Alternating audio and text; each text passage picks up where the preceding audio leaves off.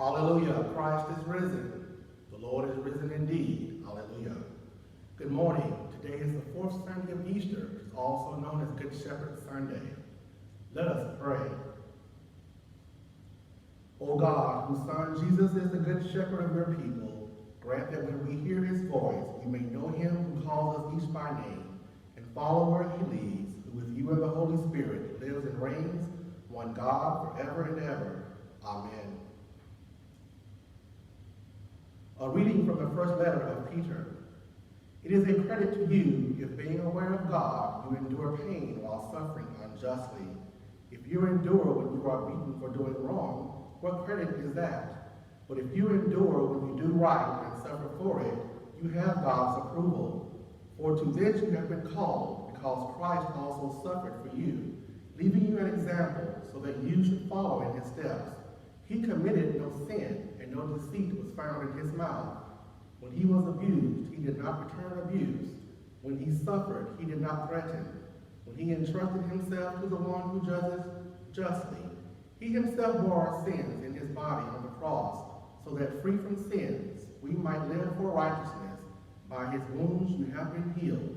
For you were going astray like sheep, but now you have returned to the shepherd and guardian of your souls. The word of the Lord.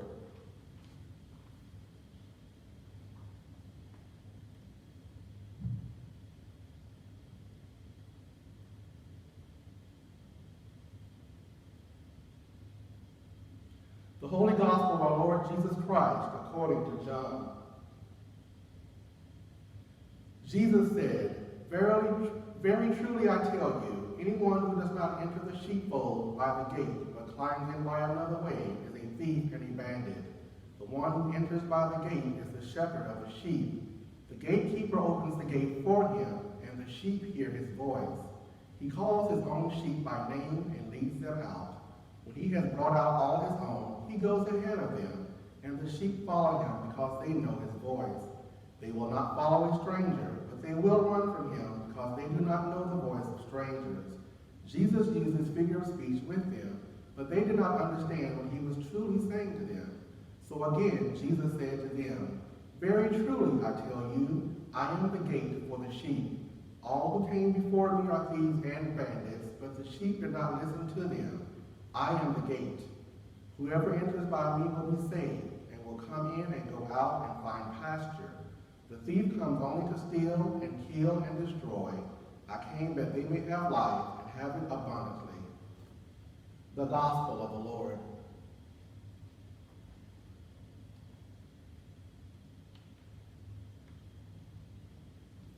In the name of the one true and living God, Father, Son, and Holy Spirit. Amen. Today is the fourth Sunday of Easter, also referred to as Good Shepherd Sunday. In our three-year lectionary cycle, each year on the fourth Sunday of Easter, the gospel lesson comes from various sections of the 10th chapter in John's Gospel.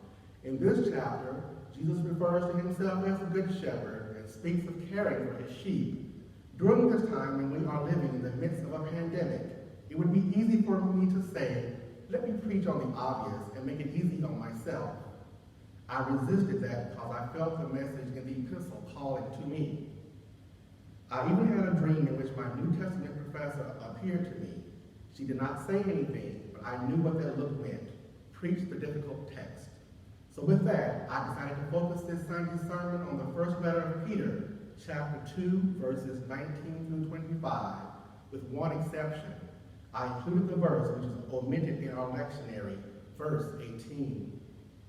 Verse 18 sets the stage for the verses that follow in today's lesson, serving as sort of a thesis statement.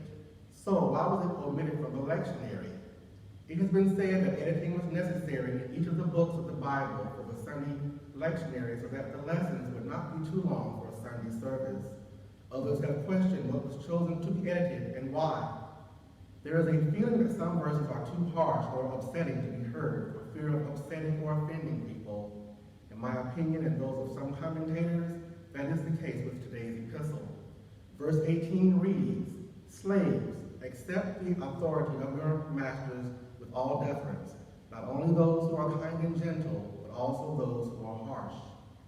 It is also my opinion that at times we need to be made a little uncomfortable and not think of God and Jesus as all loving and passive. While on the surface it would appear that Peter is condoning slavery, he is not condemning it either. Perhaps he took it for granted, as Christians did for hundreds of years after the coming of Jesus, accepting that slavery is going to be around for a long time and that some slaves will become Christians and continue to suffer. Peter seeks to help them find some meaning in their suffering. This lack of condemnation by Peter is what has caused some concern to many within our Christian faith. This verse is a very good example of why when we read the Bible, we need to not only read it within the context of when it was written, we also need to read what comes before and after it, as well as know what was going on in the world at that time. But alas, we need to discern how it applies to our lives in the 21st century. When we do not do that, then we are subject to the interpretation or the misinterpretation of the scriptures by others, which can often lead to abuse and mistreatment of people by those who wish to use the Bible to further their own agendas, justifying their evil deeds and unchristian ways. Peter is writing to Christian people, some of whom have found themselves in the grips of slavery, being household slaves and servants to masters who are pagan. In fact, Christians are the minority in a pagan society. These Christians are often not only mistreated by their masters and others in authority, but are also persecuted because of their faith. Peter's letter speaks to the condition of the churches across the traditional lines of time and space. A letter written for churches that are alienated from the surrounding society and for Christians who are slandered for their faith.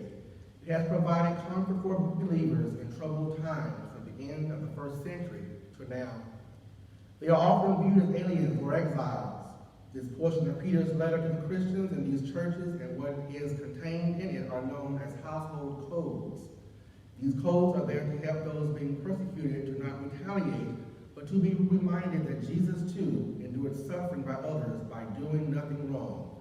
He is the suffering servant. Yet it is indeed true and unfortunate that verse 18 has been used by many to suppress the rights and dignity of others, mainly by slaveholders in the U.S. who owned African slaves and those born in America. Other parts of Peter's letter will also be misused by those who want to suppress the rights of others.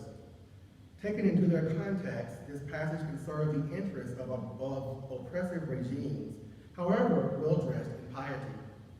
Then it teaches people to be doormats, to put up with abuse, be brave, and not to raise questions. It misreads the text to see it as a general call to be passive. By focusing on this unfortunate abuse of Scripture, the rest of Peter's letter in this section often gets overlooked. This section is so important because it gives us support in our times of persecution and reminds us that Jesus is always and will continue to be our good shepherd, guarding his sheep. He set the example for us to follow in order to survive being persecuted by others for doing nothing wrong. This portion of Peter's first letter provides a compelling commendation to Christians to do what is right, even if it brings suffering. The writer of the text reminds the hearers of his letter then and us today to be aware of God when enduring pain while suffering unjustly. He goes on to tell us that Jesus Christ also suffered for us, and by doing so, has left us an example so that we can follow in his footsteps. At no time is the writer instructing anyone to endure abuse or mistreatment because it is what Jesus would have wanted. Instead, he is giving us a model on how to handle mistreatment when we are often persecuted for doing right. Think about it. In the end, it was the persecutors of Jesus who had to finally come to the realization that he was who he said he was. Jesus had to endure public humiliation, abandonment, betrayal, and ultimately death because of doing what he knew was right. It would have been easy for him at any time along his journey to turn around and say, you know what? It is not even worth my time to keep doing this. I am done with this. I'm done. Had he done that, where would we be today? We would be lost in a world of sin with no possibility of redemption or forgiveness, no possibility of everlasting life. Many critics of Christianity, especially some Black Americans, have often wondered how Black Christians can believe and cling to a book that some say promotes the acceptance of slavery. The answer is that our ancestors saw the big picture. They identified with the heroes in the Bible. They identified with Moses, who led his people to freedom. They identified with the 3 young men in the fiery furnace. They identified with Daniel in the lion's den. They identified with the drowning of Pharaoh's army. These and many more stories like it gave our ancestors hope that there is freedom and justice at the end of unnecessary suffering and cruelty. Our ancestors viewed their time on earth as a temporary passage. The great reward was on the other side, seeing Jesus at the end of that journey. They somehow knew that the key to survival was not to retaliate, but to keep their trust in Jesus, even if it meant giving up their lives for their faith. This does not mean that they were passive, they were strategic. The natural instinct is to retaliate when someone is persecuting you, but in doing so, we often run the risk of not getting true justice, but only making matters worse. Jesus modeled this for us throughout his life by not retaliating, but by living the example. Some would call him passive, but I would call him not only courageous, but a master at getting what he wanted, even if it meant being persecuted in the process. In the end, Jesus always emerged victorious, even against death on the cross. Does this remind you of anyone? It reminds me of some of you in this room who may have been part of the civil rights movement, and it definitely reminds me of the Reverend Dr. Martin Luther King Jr. Called the modern-day Moses by some, Dr. King set out to free not only Black Americans, but all Americans from the oppressive, racist regime. He chose to go the nonviolent route, which often irritated and angered those who wanted him to be more militant, more aggressive, and more violent. Dr. King endured persecution and abuse by many, including his own, for refusing not to retaliate, but to be the good shepherd in trying to lead his sheep through the racist desert known as the American South.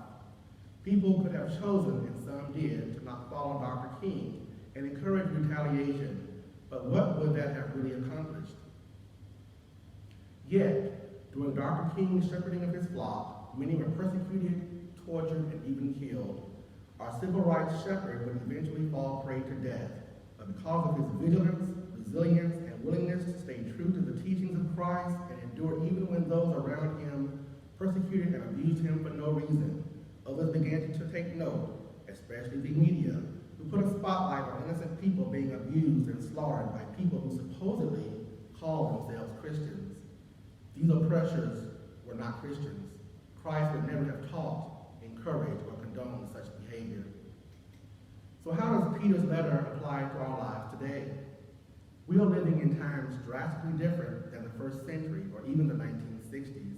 I would even venture to say that we today are living in a pagan-like world. Christians are the aliens and exiles of today. Today, injustice and persecution of others is more visible than ever. So what are we as Christians called to do? We must definitely call out injustice whenever we see it. We cannot sit back and be silent and content while others are being mistreated. However, we can do something without retaliating. In addition to calling attention to injustice whenever you see it, you can also step up and be a leader. Be the shepherd who provides guidance and counsel to those who need it, equipping them with the tools to right the wrongs and ills of society. Being like Christ does not mean being passive or quiet. Being like Christ means doing what Christ would do when faced with injustice. Speak out, speak boldly, speak confidently, but do not return one wrong action with another. We are not expected to endure abuse and mistreatment at the hands of others or society. We are expected to seek help whenever we can find it. We can be good shepherds and sheep without retaliating to get what we want or to punish someone who has harmed us. Good shepherds know when to remove their sheep from potential danger. Good shepherds know when to change course and say enough is enough. And although sheep are not considered the most intelligent animals in the kingdom, even sheep know when they have had enough. That is why some of them stray from the fold.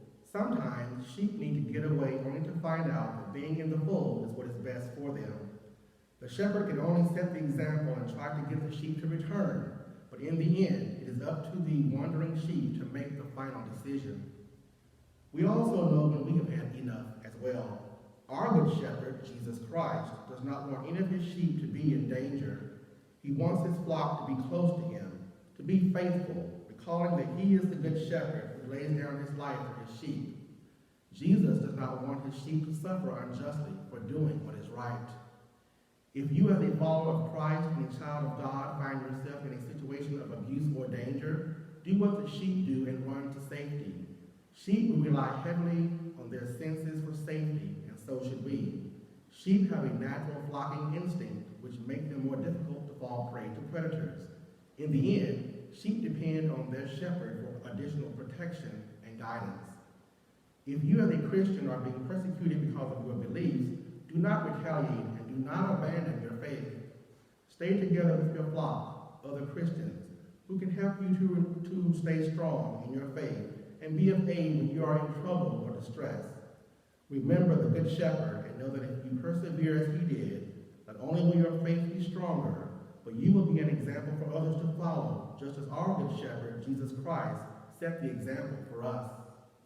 Just as sheep trust their senses and as their shepherd, we as Christians should also trust and believe that even when we are persecuted for doing what is right, the Good Shepherd is always there to guide us in what we need to do in order to survive and persevere. I will end with Proverbs chapter 3, verses 5 and 6. Trust in the Lord with all your heart, and lean not on your own understanding. In all your ways acknowledge him, and he shall direct your paths. Amen.